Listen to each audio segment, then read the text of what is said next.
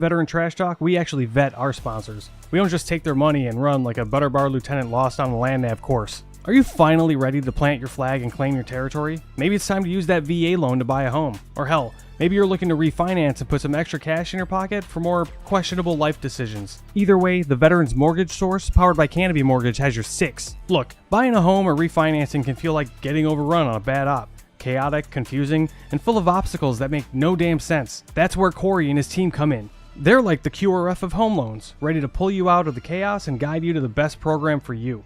And trust me, they'll answer all your questions. Yeah, even the dumb ones.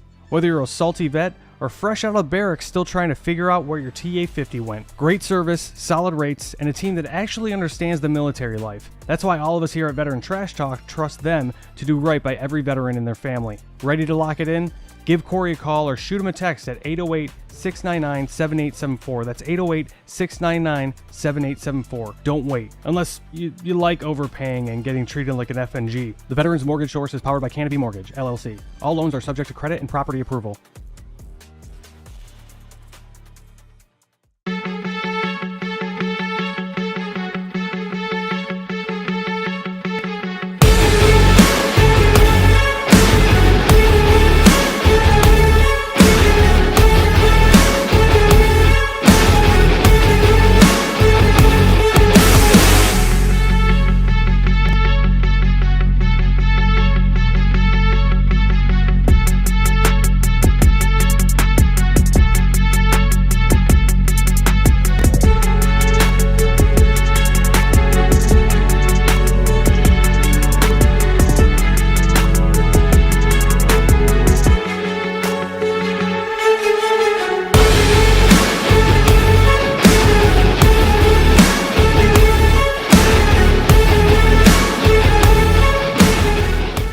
What's up, Trash Talkers? Listen, it's impossible to fight, okay, if you don't know what you're fighting for. Does that make sense? Like, if you're in the dumps and you're struggling with mental health, things of that nature, it's going to continue tearing you down, all right? Because you're consistently trying to fight something, which is that demon, which is usually something from the past, right?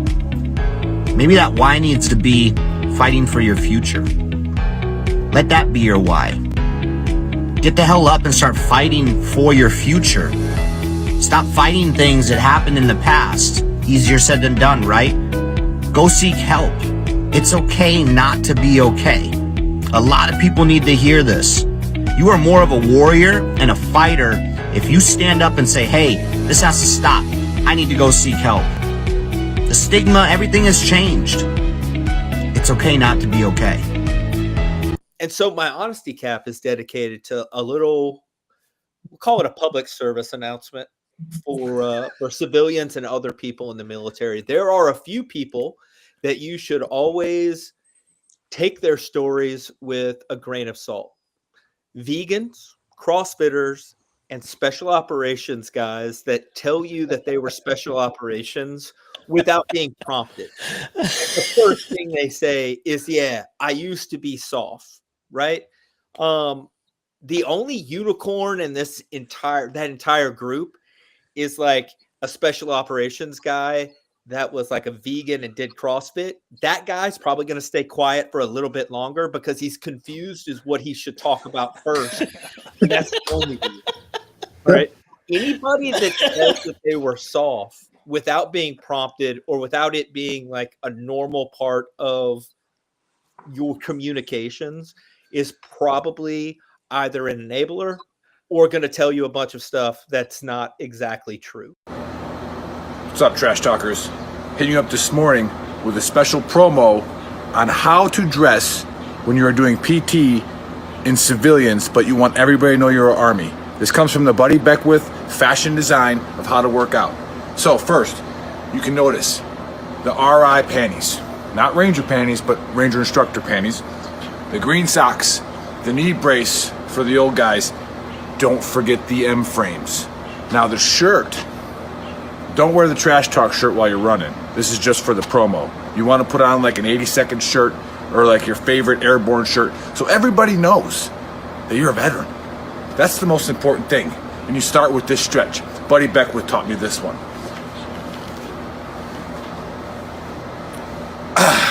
ready to go.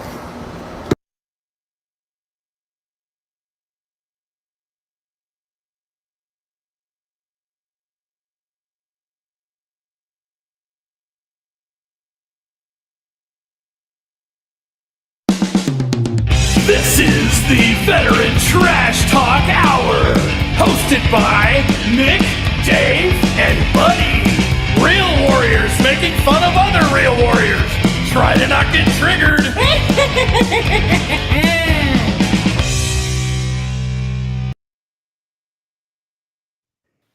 What's up, Trash Talkers? What is up, Gruntworks Nation? Welcome to Season 2, Episode 28 of the Trash Talk Hour. Special guests today are Air Force veteran Monte and Army veteran Phil. Monte. You see like that Monte. Why'd you gotta fucking church it up? And joining me today are the Baker and the Big Earl. Blah, blah, blah. Welcome to the show. Dave, we get it. You think you speak 3 languages. It's okay. How about you just speak 3 one? languages. All right? Yeah, Trilingual, baby. How about you speak one well? By the end of the show, he will speak ignite 3. The dumpster fire. Oh my god! I just wanted to ignite the dumpster Yeah. fire. Mission We got a lot of accomplished. people. We got a lot of people chatting on here, and this is why I always try to get We Monte on the show Monte. because when you get Monte, on the show, Monte is French. yeah, Right? yeah. But no, you get a lot of Air Force people that watch the show. Then, so we got David Martin coming in from Shepherd Air Force Base Fire Department checking in. What's up, And David? yeah, we got David Thompson from Macomb County, Michigan, Selfridge Dave's mom's here. ANGB. Of course, Dave's mom's here. We love Dave's mom. Mom's here. Yeah, Love it. Love sure. it. Hey, Mom. Love you. Thanks Yeah. for tuning in. Absolutely. How's everybody doing today? Good? No Buddy here today? Nobody. What did he say he was doing? I don't fucking remember. Traveling, What was right? it? Traveling for work. Traveling, yeah. For work. Yeah. Man. Out Again, of season 2, how many times has he showed up with clothes on? I don't know. Like I said, was it your show that he did from the river? I mean, like Yeah. I said, usually like he was in the middle of he was floating in a river doing. Oh, one is of that the when he was shows. still It's like- homeless? yeah. Yeah. And again, he's our Green Beret, so he does special things. I don't know. Yeah. Like you heard in the beginning, he doesn't like talking about it. But I tell you, shoot, man, I'm pumped. I'm exhausted. I was at round 2 and 3 of the NFL draft yesterday, up in Lambeau Field, and I'm from Wisconsin originally, and Lambeau I Field, saw one shot. Did all of Wisconsin converge on Lambeau? all of Green Bay did. The town of Green Bay doubled in size on Friday. Holy So smokes. and it was crap weather, and people don't realize how much there's literally nothing to do in Green Bay except watch the Packers. It is a stadium in the middle of a neighborhood, and they're everybody's there, and it was crap weather, and there was 100,000 people just standing out there partying. It was a lot of fun. But yeah, I'm exhausted. It was a really, really good time. And if the draft is ever anywhere near, your city, go to it. Go to it. It is freaking awesome. Why do you say that? What was awesome about it? So you're like, the NFL's $100 billion a year company, right? And they put on a show that you would expect, right? So I'm like, everything's perfect. The cameras, the lights, the entertainment. I wasn't sure when I saw Goodell ride out on a bicycle. I thought it's over. We're done. Well, that's because the Packers, their players during their preseason, they have kids will bring their bikes, and the Packer players will ride their bikes, and the kid will carry the Packers helmet, and do that thing. And the other joke is everybody in Wisconsin can't drive because we have too many DUIs, so that's why we're all riding the bikes. Well, now I get it. Sounds like a party, but I don't think they're coming here anytime soon. So no, not in Alaska. But Probably not. Alaska's pretty close to what Green Bay is, so it'd be the same thing. we got Everybody plenty just of show up. DUIs and homeless people hanging around. But Yeah. And there's nothing to do in town. It's like a don't perfect you? match. yeah, like everybody's stuff is in the moose's tooth, and that's it. All right, you visited. Yeah. Oh, Jefferson County, Kansas. What is that? Daniel Tarwater. Man, I can't imagine that's too exciting there either. Is there anything exciting in Kansas? I guess the Jayhawks game, right? Maybe. The exit roads. Yeah. Someone did tell me a Kansas joke. They said there's 2 really good things to do there. Leave. Pack your shit and leave. Yeah. No, hey, glad you're watching, Daniel. And I guess Kansas is all right. I don't know. I think I've only driven through it once. It's a flyover state. That's all it's good for. No, that's one of those places you get an assignment. Like for me, if I ever had orders that said go to Kansas, I would seriously contemplate AWOL. Like that would be like, no, this sounds like a good thing to do today. I mean, yeah. I mean, I don't know. Whew.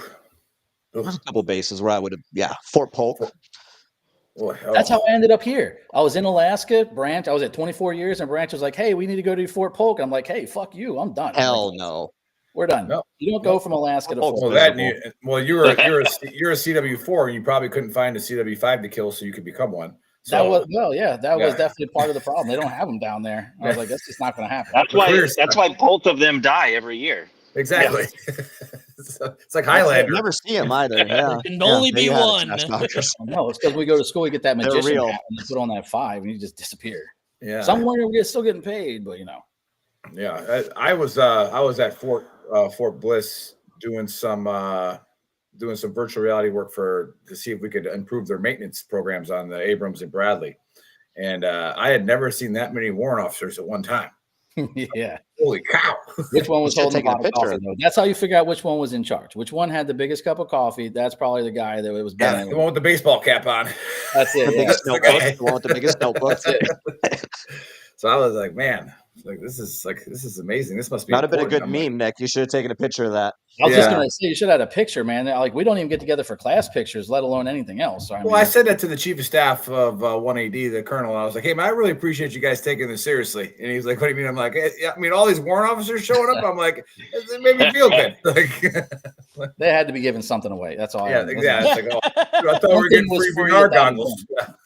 Something was free at that event. Yeah, speaking of somebody who will leave you hanging dry, David Gray, Sergeant Major Gray, coming from Oklahoma. Yeah, I was there for 3 days until, and Gray didn't show up one time to hang out. That's fine. I don't take it personal. You messaged him how many times? Yeah, I don't even think about it, actually. Yeah. Surprised, yeah. No, love you, Gray. Love you hope you're doing well, buddy. So, yeah, I think it's the longest I've ever talked on an intro. So we got a conspiracy here, Dave. That's what it is. Yeah, it's not even really. It's. I guess it's kind of a conspiracy. I don't know the answer to any of this, but it's fun. It's very popular. I hope it tops the first one we did. I sent it to Buddy, and Buddy's like, "Yeah, dude, this one's been around forever. I can't believe you haven't covered it." And he's on the show today. But have you guys looked into the similarities between Lincoln and Kennedy? Crazy. It's fucking nuts. So, Chris, go ahead and play the video. It is nuts. Yeah. I can't believe how many line up. Real truth, you better wake up and find out, has been around you all of your life. You just didn't see it. Example, Abraham Lincoln was elected to Congress in 1846. John Kennedy was elected to Congress 1946. Abe Lincoln was elected president in 1860. John Kennedy was elected president 1960. The names Lincoln and Kennedy both contain 7 letters. Both presidents were particularly concerned with civil rights. Both of the president's wives lost children while living in the White House. Both presidents were shot on a Friday in the head. President Lincoln's secretary was named Miss Kennedy. Kennedy's secretary was named Miss Lincoln. Both were assassinated by Southerners. Both were succeeded by Southerners. Andrew Johnson, who succeeded Lincoln, was born in 1808. Lyndon Johnson, who succeeded Kennedy, was born in 1908. John Wilkes Booth, who assassinated Lincoln, was born in 1839. Lee Harvey Oswald, who assassinated Kennedy in 1939. Both assassins were known by 3 names: John Wilkes Booth, Lee Harvey Oswald. Both names are comprised of 15 letters. President Lincoln was shot in a theater named Ford. Kennedy was shot in a car named Lincoln, made by Ford. John Wilkes Booth ran to a theater and was caught in a warehouse. Oswald ran from a warehouse and was caught in a theater. Booth and Oswald were both assassinated before they could go to trial. And a week before Lincoln was shot, he was in Monroe, Maryland. A week before Kennedy was shot, he was with Marilyn Monroe. The truth is hidden in plain sight, and this is how they hide everything. If you are looking for the knowledge that has been hidden from us, if you want to know the meaning behind these symbols, if you want to know who controls the world, this ebook will literally unveil that to you, and ye shall know the truth, and truth shall set you free.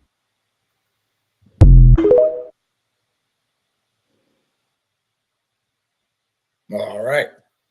So I haven't fact checked any of these similarities, but I did Google it earlier prior to the show, and I guess Google's fact checking. like 80% of them, Yeah.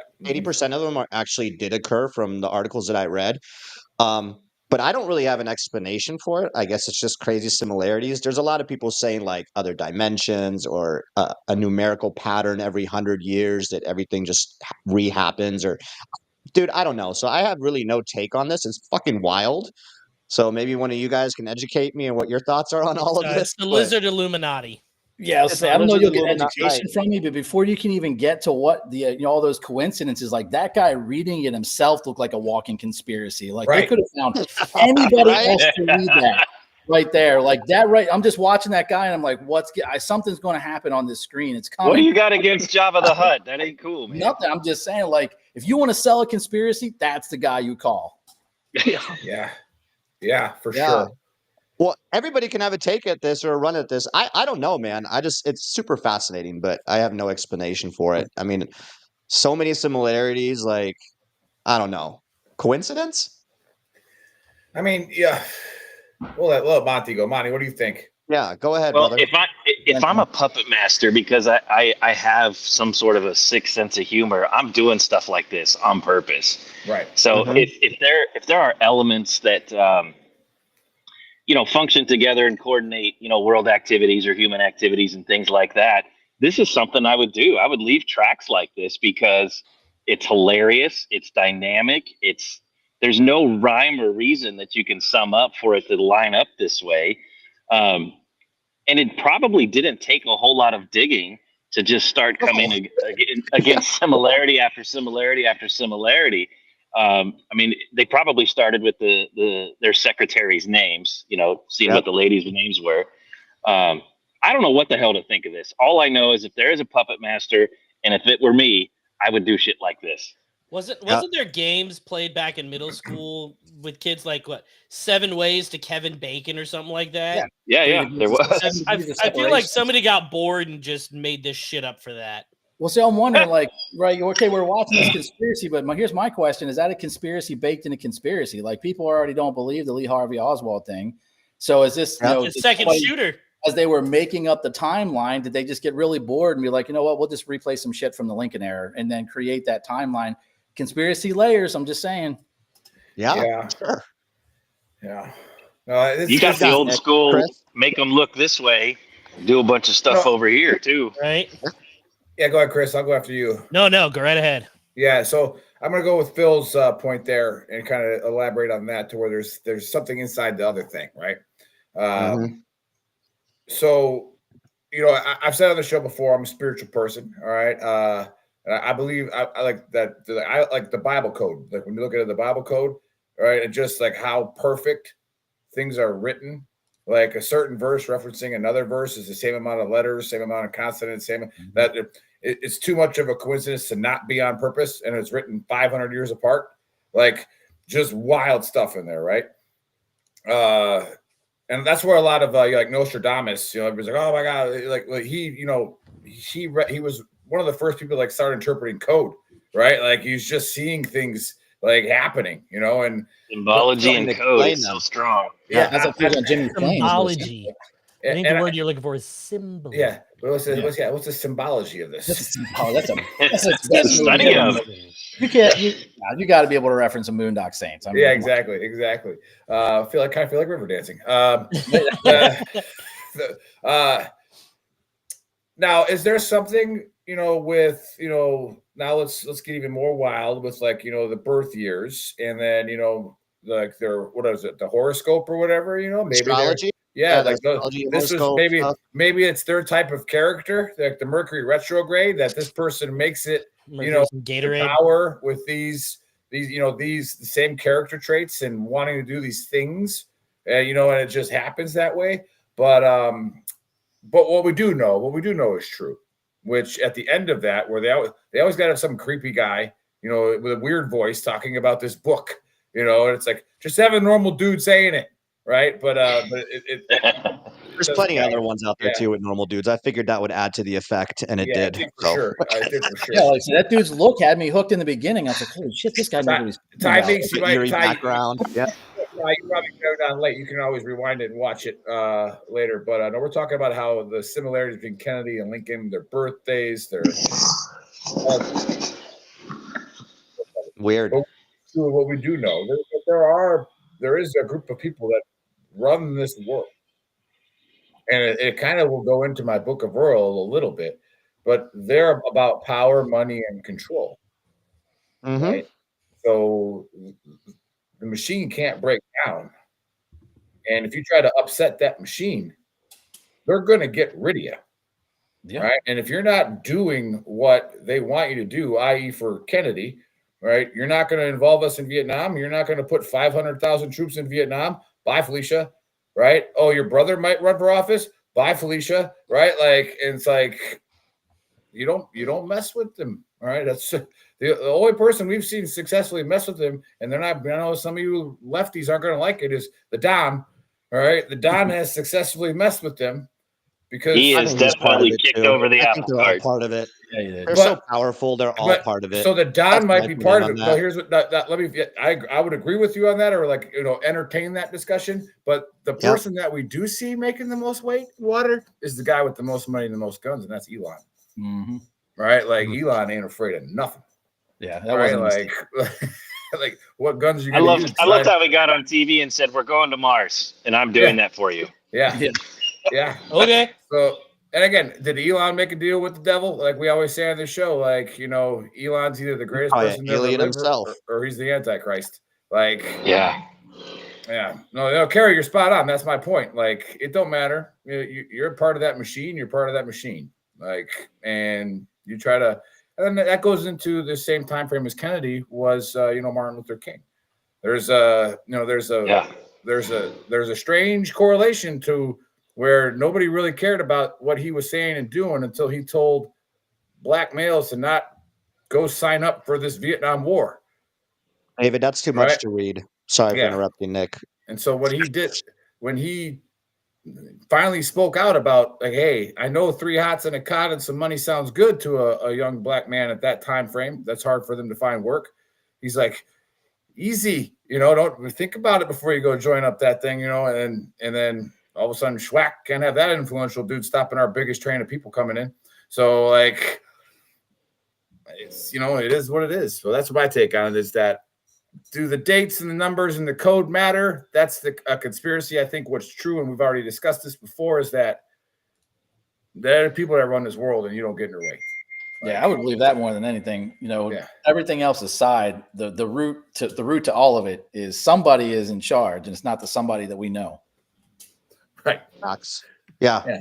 You think but you don't. The real. I don't know why my brain curtain. goes there, but have you guys seen the shit about the ice wall and the named Antarctica? Illuminati living outside of it and pulling our strings inside it? Like, that's not all that hard to believe. No. Yeah. There's a lot around Antarctica, and we've covered that, and we could go down a rabbit hole on that one. But like the Arctic Treaty, it's like owned by multiple countries. We just put a tariff on the penguins, didn't we? It's just weird. Why weird. is there multiple like, national treaties that say you can't go there? Yeah, correct. And then like the Russians were really big into it. The Germans were, and then like supposedly Admiral Byrd's mission out there with the Navy, when he like flew a plane out there and found like other areas that were populated by supposable aliens. It's like some crazy shit. Operation High Jump. Yeah, there's a lot of. It's wild. I mean, who knows, man? It's like Game of Thrones type shit, right? We're like the wildlings, and then there's the wall to like, That's where you host the next show. That's where season 3 starts and probably ends. Yeah. I think it was about a week or 2 ago. I watched all the Matrixes over again. I have no earthly idea why, but like you watch them now compared to when they came out. Now I had a different, of course I'm older and a little more crazy and senile at this point. So I was like, interesting. Kind of like what he was saying, you don't like the one that's there, you take him out, you put somebody else in. It's interesting. Yep. Yeah. No, we got a good message there. We finally got to go live on X again, so we got the Fob Mayor on there. I'm the one that's usually commenting, trolling all you dudes on Twitter. All right, so like, and I am a social media terrorist. I get you fired up. All right, so it is just what it is. I am pulling the strings on that. And yeah, but you are right. They took Ali's belt when he spoke out against Vietnam. Right? They took his belt away. Yeah. Right? Like, hey, shut that dude up. like whatever. But yeah. Well, I guess this is actually a pretty good segue into my book of rules. So those of you watching for the first time, we got a lot of viewers. Like I said, every time Monte comes on, he brings in a good audience. That's why I get him on here. Monte's doing it. I mean, look at. I mean, how did people not come watch this guy? Look at that beard, that hat. There's a horse in the background. Horse in the background. I mean, what do we got going on here? So, like, I love it. I'm still pissed off that Face Man said that shit in a French accent. It's that damn old. I did it all for you, brother. Well, the best is when I sent the team who was coming on. He's like, "Oh, is that the guy from Arizona?" I was like, "Yeah, close, Montana." Yeah. So like, hear the horse back there yelling.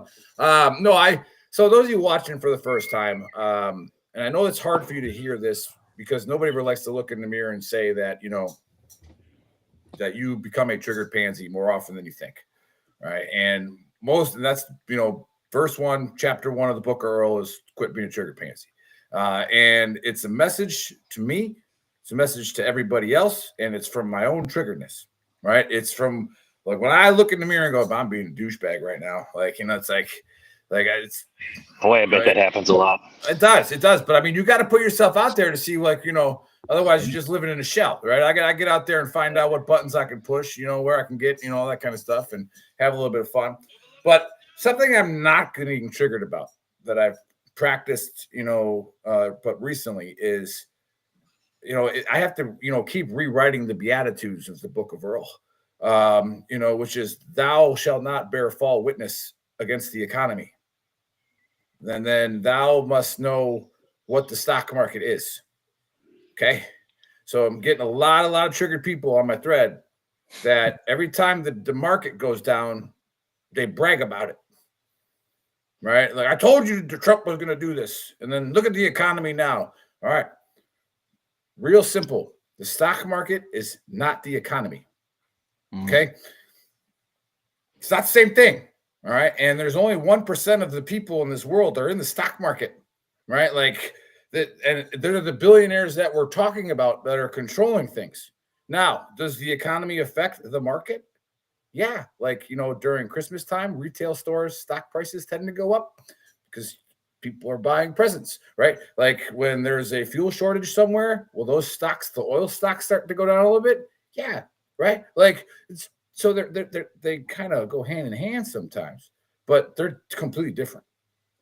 And what I want to say to you guys that are out there bragging about the stock market going down, you're an idiot.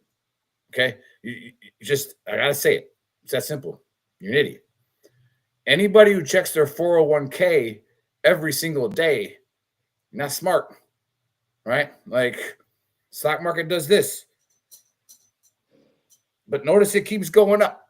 All right. So curious where this is going.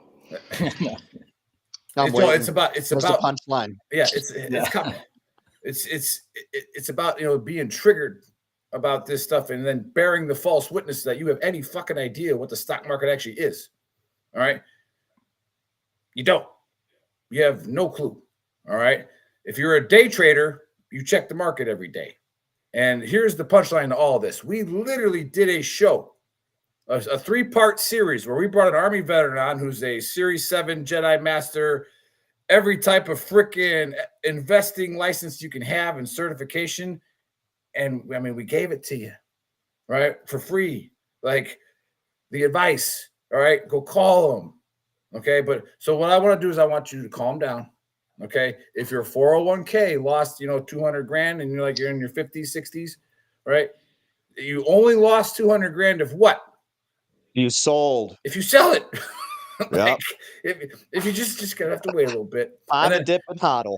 And if you have a lot, and if you have and here's the other life lesson: if you have a lot of money in a 401k and you're at a certain age, just tell the truth to yourself that you have no idea what it's doing in there. Go get Ken Hewitt, our Army veteran. All right, go pay him a couple $1,000 to make sure that when the market does make a correction, you're in the right things at your point in life that it doesn't hurt you that much. All right, there's things that you can do. Right, so. That's it. That's in the book of Earl. All right. Just don't bear false witness against the economy and the market. And check my crypto right now. Yeah, you got to check your crypto. Yeah. The crypto's on a run, right? So hold on. I got to look at my Trump coin. Yeah. The Trump coin's at like $15 a coin, man. It's getting there. Unreal. Yeah, but that's the other thing too, is like people are saying Trump's insider trading when he's like, hey, good day to buy. And no, it's I don't like, think he's doing that. Like, it's not insider trading if everybody knows. Yeah. He literally told everybody, like it's no longer insider trading. But yeah, again, the president doesn't have that much to do about it. He can say something that might make one of your parts of your 401k go up or down. But yeah, whatever. It is what it is. So yeah. That's my take. That's what I've been triggered about lately. All you guys on Facebook, and I didn't want to become a pansy about it, so I figured I'd just talk about it. All right, you guys don't know what you're doing. You don't know what you're doing. Stop posting about it. You ain't in the stock market. All right, yeah, go get that shirt. And remember, it's not a political shirt.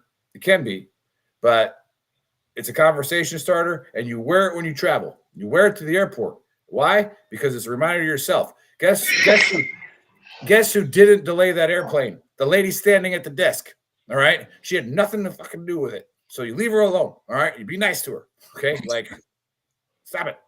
And the pilot who says, sorry, guys, like we gotta, they got the air conditioning's not working. They won't let us take off. It's not his fault.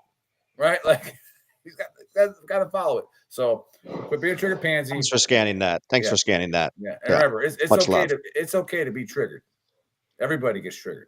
I'm kind of triggered right now. Right. Yeah. Don't be a pansy about it. All right. Don't make it everybody else's problem. All right. Own your own demon and fix it. Okay. All right. Now I'm so glad that's rule number 1. Yeah. That's chapter 1, verse 1. Right. Look in the mirror. Are you being a douchebag right now? All right. Probably. Okay. And again, I'm not being a hypocrite. I've been a douchebag probably 4 times today. So like it is what it is. But no, I get the distinct honor and privilege of introducing Monte, all right, and his buddy Phil, right? But again, I do have to. Dude, Monty, that's stuck. That's just how it's going to be from now on. Monte. Yep. Yeah, you're fucked. Welcome, brother. Are you the Count of Monte Cristo? So there you go. But yeah, I'm going to go change the website right now. Yeah, I mean, here we go. All right, this is where the Big Earl is rarely ever wrong, and when I am wrong, I don't like try to dig the hole even deeper, and that way you don't actually you'll tend to forget that I was wrong, but you'll fight it, right? So I was all excited. Monte knows where this is going, right? I gotta go. I'll see you later. Yeah, I was all excited. Because I love Bonnie. When he comes on, he owns the room. He's big character, and it'll go into promoting him. I'm like, man, I can't wait to get Monty on the show again. I love talking to him. And so I text him on Monday. I'm like, hey, what's up, bro? It's your week, baby. Like, I'm pumped. And he gets triggered. He's like, well, I didn't have a calendar invite, and I'm kind of stickler about that. And I thought it was a different date. So, all right, Big Earl. That's the same tone he had too. When I read the text, that's the tone I heard it in. Yeah, the Big Earl scrolls up on his phone and screenshots it for old Monte. You sure did. I said, no, this is when you're supposed to come on the show. Which was trigger number 2. Yeah. But anyways, for some reason, you stopped working at a fusion cell. All right. And I'm sure if you don't have to talk about that, don't care. But we loved Fusion Cell, what you guys were doing there. And we had our store with you guys and doing the shirts, and everybody again who bought those shirts from Fusion Cell. All right. All that money went to the Ultimate Sacrifice Foundation that we took on that. But now he created a new company, Lean Synergy Staffing, which apparently you take a staff and you beat everybody up until they synergize, right? And they all get on the same page. However, it's like he sat there and he goes, I need to come up with a logo, something that grabs you and makes you, pulls you in. Use the picture of himself. Yeah. So we definitely want to talk about how that's not going to work. And then he said, I'm going to bring Phil on. I'm going to get this guy named Phil. All right. Nothing. We can't church that up, but Filet. All right. Yeah. Like Philippe. Like, Oh, you can think of some shit. Don't have to try hard. Philip, Believe me, I've lived with it my whole life. Yeah, Philip from Alaska. Go Yeah. get him, face man. Lean, Alaska. All right, welcome to the dumpster fire. Tell us everything that's new going on and how can we help? Yeah, everything new going on in Alaska. Well, not a lot. That's why I came here, right? To get away from all the trigger pansies and everything else in the world. I was like, stock market? What the fuck is now? I gotta go. So I came up here to Alaska, but no, I think I mentioned it earlier. I got here because I got tired of the Army sending me to all the other armpits of the world. Like I never got to go TDY to the Bahamas or anywhere cool. It was Iraq, Afghanistan, somewhere. So I came to Alaska. I did the most American thing I ever did in my life. I went fishing for salmon down in Seward. So I'm in these fjords, blue water, snow-capped mountains, fishing for salmon, bald eagles flying everywhere. And I was like, this is the most American thing I'll ever do in my life. I'm never leaving. And then again, Now all the Scandinavians are pissed. They're triggered. All of them pissed. But we stayed here. My time in the Army was over. I spent so much time hearing people kind of like you're talking about with the triggers. Everybody blamed everybody else. And, my entire time watching the blue cords everywhere, jumping out of airplanes and all of us doing all this whiz bang shit. But somebody was always blaming somebody for something all day long. They're like, well, you screwed this up and you screwed that up all day long, right? Only infantry, I get it. I ran with those guys long enough to know that they need to be choked by those cords half the damn time. But as we're out there doing what we were doing, they were like blaming the people. I'm like, no, that's not it. There's a different way. Let me find the process that's screwing your people over. Like, you have one specific function in life, and it's not to worry about logistics. That's my job. You're worried about kicking doors in and killing shit. So let's focus on that. Let me take the focus off of the people, put it back. So went through a myriad of training, and that's kind of how I got started. I found a way to live in Alaska, and I found a way to make money here that didn't require me to leave and the company. And then what was more important about it, though, was fulfilling a need where people kept coming after I retired looking for certain skill sets they couldn't find anywhere else. And they were like, look, I'm getting out. I don't know what to do. I'm scared. I'm alone. I'm afraid. I don't know what to figure out. What can you help me with? And I said, look, there's a skill set that has a piece of paper that gets you invited to any hiring manager's office. All right. So if you just spend a little bit of time with me, I can put you connected to that, which worked really well. And then I met Monte, and Monte had the other side of the house. He knew the people to talk to. I was like, all right, I can do X, which is train them, and you can do Y, which was employ them. I was like, I feel like there's something we need to figure out here. And that's kind of how we came to be. Nice. Well, so it's not beating up people with a stick? Well, we do that as well, but we make them bend over first. There you go. Well, yeah, Monte, tell us how you guys got connected. Tell us what you got going on with Lean Synergy. And is it the same as what Fusion Cell was doing, different, or like what we got going on? How do we help our viewers? I put a lot of heart and soul into Fusion Cell, and it's still there. I got the damn thing branded on my body. Yeah. That's commitment right there. Yeah, my heart was in that, and the basis of what we did was bridging the gap from where veterans are into corporate America with companies that gave a damn about them. We did a hell of a job with that. We put a lot of people to work all over the world, made a lot of great connections. We hired wonderful people, still wonderful people. Fusion Cell is still doing their thing. Shout out to Dina Anderson, Tiffany Bradbury for keeping that thing alive. And they're going to make some changes. Fusion Cell's name might go away, and they're moving into some critical infrastructure recruiting, and they're going to do amazing and fantastic things with it. Can't say anything bad about anybody that's involved with that or ever was involved with it.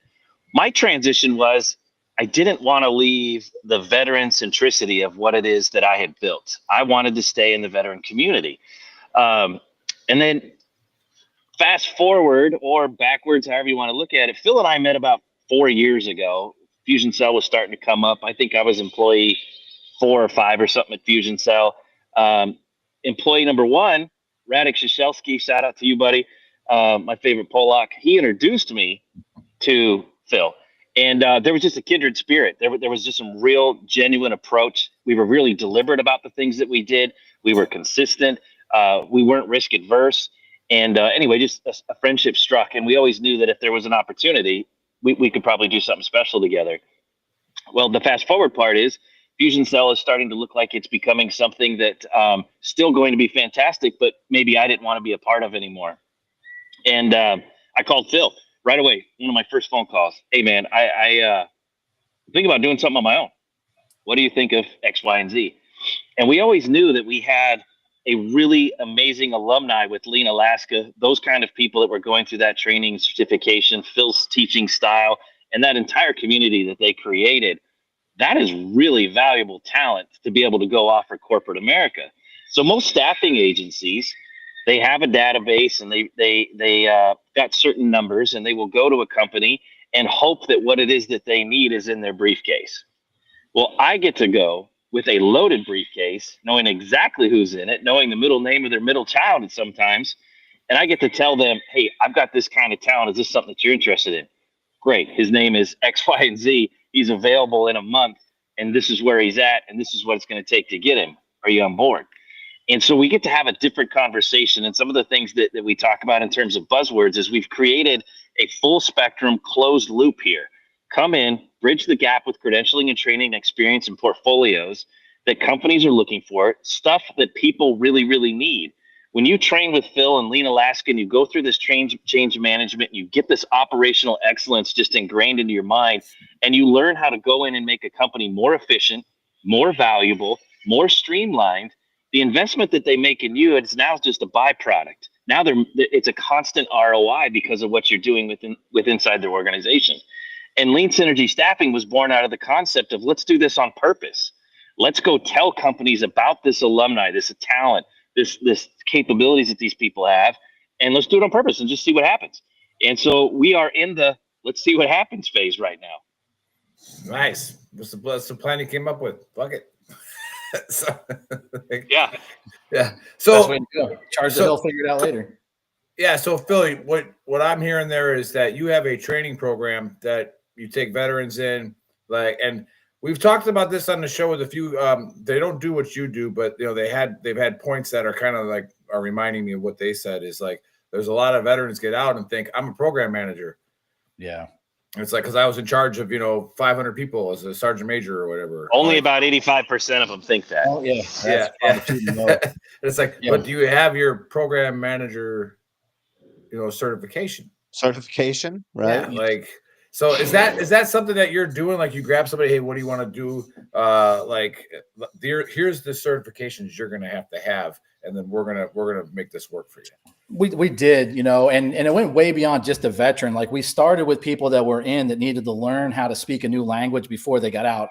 You know how it is when you're getting out, you hear the same thing. Hey, we need to teach you how to speak civilian. Well, what they don't realize is that when you're trying to translate effort from military to civilian, that's a really hard language. The industry doesn't understand that. If you come in and say, hey, I was a sergeant major or a commander in charge of 3,000 troops, but the company's only 1,500 people, they don't know what to do with that. They're like, great. So what you're telling me is you're replacing me as the CEO. That's what I'm hearing. So that translation of language is really hard. So we talk about focusing on results from your experience in the military, not the effort that you put in. It translates a little differently. So when you look at that, we're preparing them years before they get out. Then we're also taking the veterans and giving them a new language as well. But it falls into this certification trifecta if you're talking, right? People, process, and project. Every single thing we do, we're focused on those three things. It's the people involved, it's the process you do it with, and it's the project or the function you're facing. So when we created Lean Alaska, we said, how do we satisfy all three of those? And most importantly, instead of trying to say, I was a leader, I've already done this, how do we create that training and skill that says, let me capitalize on the leadership you learned and teach you how to translate that a little differently. So when you go out in industry, not only are they getting somebody that is trained to understand how people think and lead people in an organization, you teach them how to look at the process. Instead of blaming the person, you blame the process at the organizational level and figure out where the people are involved. And then we just take that natural leadership of framework, but we give it the civilian understanding, that project management, portfolio developer, scrum master, whatever it is. And that's how Lean Alaska was born. So we train and certify. It's the titles don't ever sound real fun, right? Lean Six Sigma is process improvement, also known as operational excellence. And we certify individuals on that. But what's a little different about our training is it comes with, decades of military experience. So we're not teaching them the same civilian standard that they might. Everything we do is a military tieback. So if we're discussing what industry does, we're discussing how that translates to the military command experience as well. So it gave everybody a very different perspective when they were going through these, but they left with the same industry standard certifications that their counterparts on the outside did. but they were learning how to apply that during the military so they could speak their own language when they got out instead of just trying to read off a cue card. So it really, and as Monte said, what happened was as everybody was transitioning, we trained over like 2,000 active duty and veterans in just about 2.5, 3 years. And they kept coming back, and we get these stories and we're like, hey, I just got hired at McMaster Carr, or I got hired at General Dynamics or wherever. And I'm making about $130K a year now because of this certification. And when Monte and I were talking, I was like, man, what if we did this on purpose?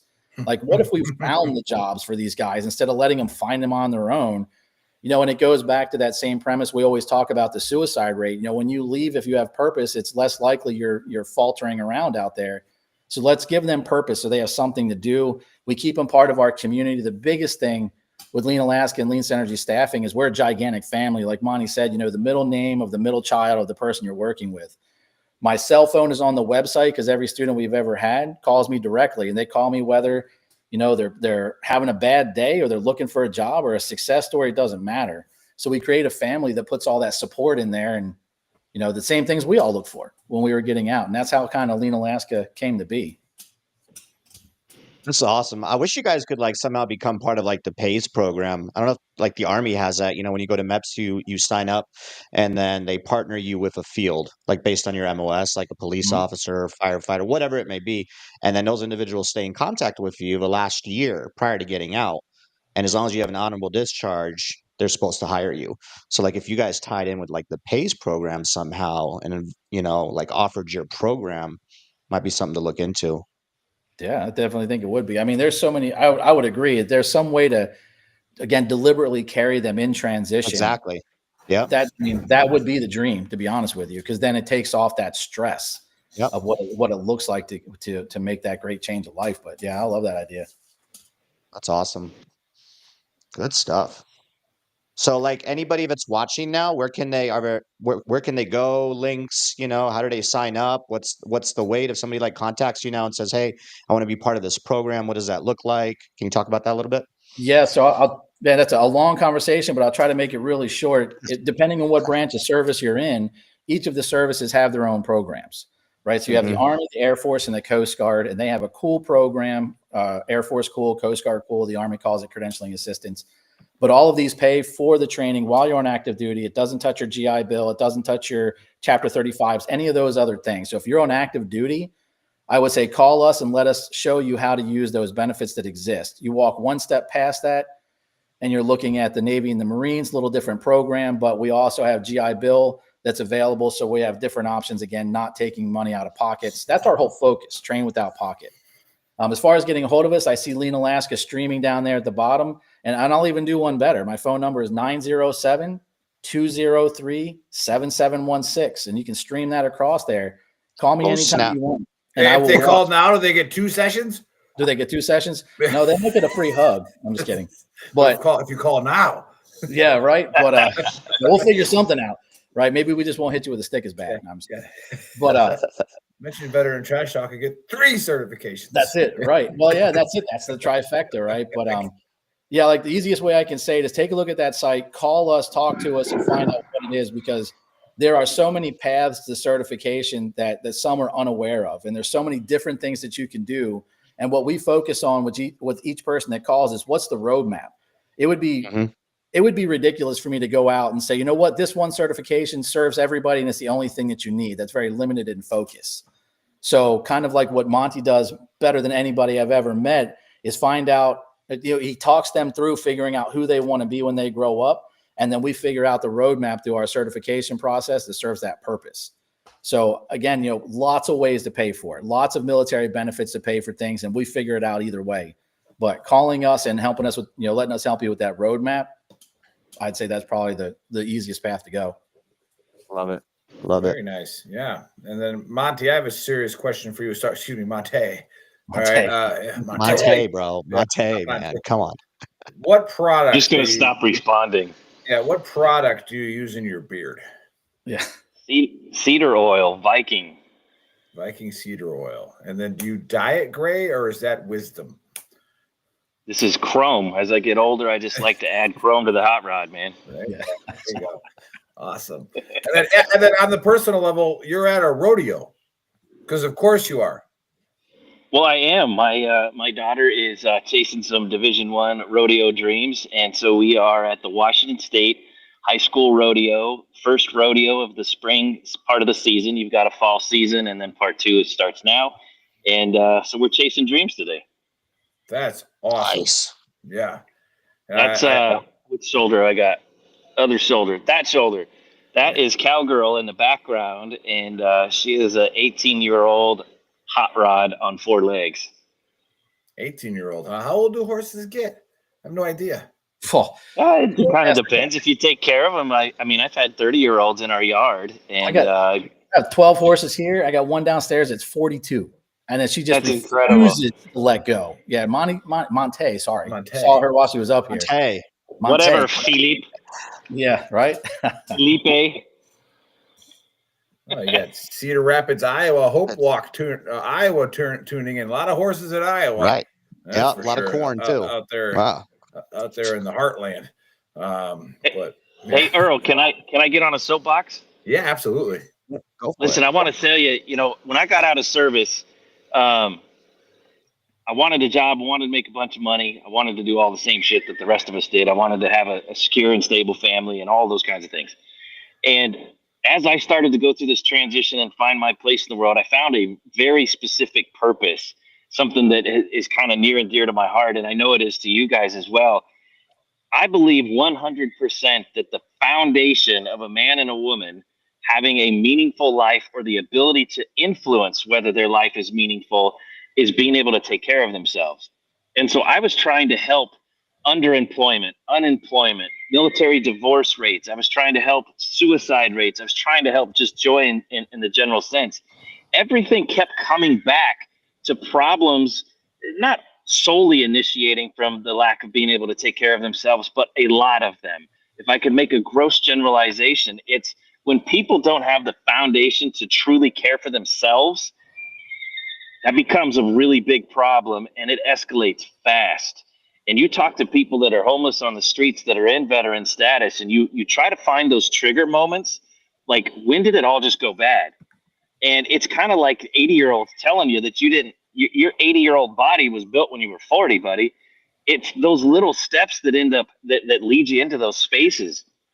So I've realized that if I can affect quality jobs, meaningful employment, and I fully understand what it is that these men and women really want to do, there are times where they can come to me and say, I want to be X, Y, and Z. And I'm like, well, that's great. Let's talk a little bit more. By the end of the hour, we're talking about something that is totally different, that's in their joy. Earl, you talk about faith. You talk about having some sort of belief system. I believe that if we operate within our gift system, if we take enough time, establish enough patience, and dig deep enough and discover what our gift systems are, how and why we are built, prosperity is unavoidable. Joy is unavoidable. Happiness and keeping families together, all those things are unavoidable. And that's where I want to get. And that's where I wanted to really kind of do my own thing with people that believe the same things that I do. And so when you go after certifications or training or employment services, you're getting something that's standing on a foundation of those kinds of thoughts. We don't give two shits if we make $1 if it's on your back. But if we can make some money while we are lifting you up, we're pulling you up the mountain that we just climbed, of course, we're going to love that, but never on the backs of that. And so I just think I just wanted to say how important it was for me to say that I discovered my life's purpose by finding those foundational moments to give people something concrete to stand on. And then I get to bring people in like Phil into my life, Big Earl, and just create a community that does that nonstop for the right reasons. Right. Yep. I love that. You can give your way to a better life. That's for sure. Agreed. 100%. So no, self-worth is so important. Self-worth is so, and people will be like, I always tell people, you got to love yourself first. Because if you can't love yourself, like, how are you going to love anything else? Or how are you going to be, it's just, and people are like, that's fucking arrogant. No, I got to love myself first. I'm going to be way more productive. But I didn't understand that basement for a long time. Right. Yeah, I did not get what that meant. Yeah, because you think selfishness, and we're not telling you to be selfish. We're telling you to, not at all. Make yourself. It's almost the opposite, isn't it? Yeah, exactly. You're making yourself more available. Right. Make 100%. yourself great That's so also, you are that person that people correct. come to. Like, And it's also the type of energy that you put out into the universe then. When you feel good about yourself, it's just like it's a whole different characteristic, because when you're down and depressed and you hate yourself, you're also going to create that environment. It's just going to get worse and worse, you know. Yeah, So it's I just love like that. I love it's that. that same Yeah. analogy, right? If you want to be a good leader, you got to be a good follower first, right? If you want to help 100%. other people love themselves, got to love yourself Yep. first. Same concept. Yep. Spot Sure. on. Well, seeing as the reason why we don't ever bring Chris onto the show is because he just sits there, right? But he's actually very, very talented, and He does a is. lot of the stuff in the background and does all the screen stuff and yada yada yada. But we gave him something in the script. But before he does the AAR, do you have that video that I sent you? Is that loaded that we were going to play on the fight show? Is that here, or is it a different thing? I can get it loaded. Give me a minute. With the slot machine. I just want to bring this Yeah. up. I'm calling myself the slot machine Jesus, the casino Jesus. Did you text that to me or Facebook it? I don't know. I think I Facebooked it. I Facebooked it to you. I Messenger. Chris never says no, does he? He just says, "Just give me a minute." Yeah, exactly. Got this. Yeah, and he's a Marine, so it is what it is. But I got to Wisconsin for the draft, and I ran into my buddy, and we went to the Indian casino in Milwaukee, Algonquin for the good land, right? And this machine, this guy sat down like a ton of bricks, right? And he 100, he sat, pressed the, and hit the bonus on the first spin, which is about 6 of those gold orbs. Right, it started to fill up one by one, and these are big numbers on these orbs. So I'm like, "Hey, man, this is a good freaking hit, bro!" And I'm like, maybe I should record this, because if that thing fills up, he gets that 142,000. All right, so go ahead and play it. I'm a little inebriated in this, by the way. It's like 2 o'clock. Oh, there's money. He got it. Ended for 14. Ended for 14. Oh, one more. Let's do it. Big Earl says do it.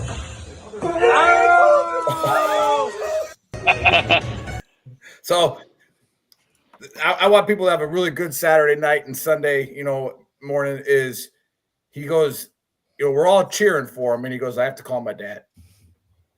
Then he calls his dad, and he calls his dad, and he says, his kid's like 23, 25 years old. And he says, we don't have to worry about it anymore, Dad. And I'm sitting here like, and you hear, he's like, I just hit a slot machine for $142,000. And you hear, what, on the phone, and like, we leave because security comes, they rip the whole slot machine apart, yada, yada, yada, yada. Like, we won like $500. We were happy, it's like, so we, I come back 30 minutes later and he's balling in his hands, and I'm like, you okay, dude? Like, I'm like, you like, did you, they pay you? He's like, yeah, they paid me. And I'm like, well, what, like, you good, man? He's like, his dad had bailed him out 3 years ago, and like with his dad's like life savings. And then he had lost his job. His dad lost his job 2 years after that. And his dad was about to lose the house. And he's like, we don't got to lose the house anymore, Dad. And I was like, holy buckets, and the best part of that is we took a ticket from our other machine we were on and tried to put it in that machine, and it didn't work. And we sat to the machine next to it and put it in. And that kid sat down right next to it and saved his dad's house. Now, incredible. We don't recommend that for, building your wealth and your experience and knowledge of going to the casino. Yeah, but don't go to the casino and gamble it all away. But it was just a happy story that just happened. And that's awesome, man. Saw it happen. But all right, Chris. I'm glad you were there for that, dude, because you're uniquely positioned on how to put that into perspective. Yeah. Thanks, buddy. Yeah, it was great. All right, so Dave thinks he can speak 3 languages and has ruined Monte's life forever now because he'll never live it down. The Count of Monte. Thank you very much. You're welcome, brother. Anytime.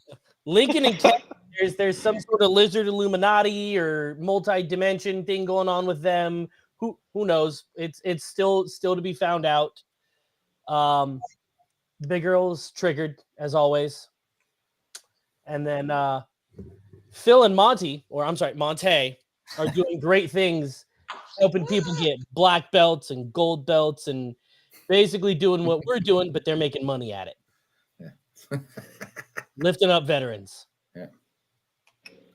That's it. That's what's up. That's it. Good times. All right. Yeah. Well, last word to the guests, and Dave, close us out. Take it, Phil. Oh, where are we going? No, I'm just kidding. Right now, I'm ready to be inebriated. No, just well, one, I want to appreciate everybody for letting me come and hang out with. This is probably the coolest thing I think I've done in a super. Isn't it awesome? It's our therapy, bro. Yep. Every Saturday. Yep. Oh, I'm sold. Like 100% sold. I mean, I already listened, but now that I just get to hang out with you guys, it just makes it, it's like running into your heroes. It's awesome. But no, just appreciate you having the show and letting us say a thing, and just remember to everybody that's out there, like, transition. You don't have to do it alone. Being a veteran, you don't have to do that alone. Figuring out your path of the future, you don't have to do that alone. And here's the best thing about it: because of technology, we don't even have to be in the same state. We're a phone call away. We're internet based. Everything we do is virtual, to include the training. We figure it out for you in the age of technology, where you don't have to figure it out for yourself. So thanks for having me on and letting us share our story. Absolutely. Yeah, I'll close with I know the hearts behind this show, and to close with some sappy stuff. You guys are first class. I know you were in the Army. We got a Marine here, but you guys are very impressive. You're very consistent. You're deliberate, and my favorite part about you guys is you're genuine. I was the DEI hire. And we're airborne. Don't forget airborne. And we're airborne. Don't forget airborne. That. Yeah. Oh, that other branch. That's right. Yeah. The only branch. I was going to say, that's the only. Thanks for tuning in, guys. Love what you guys are doing, and we'll continue following you. And you guys are obviously always welcome to come back on the show. Thanks to all the viewers today. If you tuned in late, go to VeteranTrashTalk.com. That is our website, which has links to everything. If you're watching right now, do us a big favor. Go over to YouTube. Give us a like, subscribe, push us through the algorithm, because we are shadow banned over there. YouTube does not like us. Go to shop.veterantrashtalk.com. That has all of our merch. Chris got the shirt that I'm wearing on today, which is a Gruntworks, our OG Gruntworks official. Beautiful shirt. It always will look better on me, but you can give it a try. Nick is trying the only infantry today, which is also one of my favorite. And Chris, you're not wearing one. No. I don't know what's wrong with you. Thanks, everybody, and we'll catch you guys next Saturday. Faceman VTT out. Boom.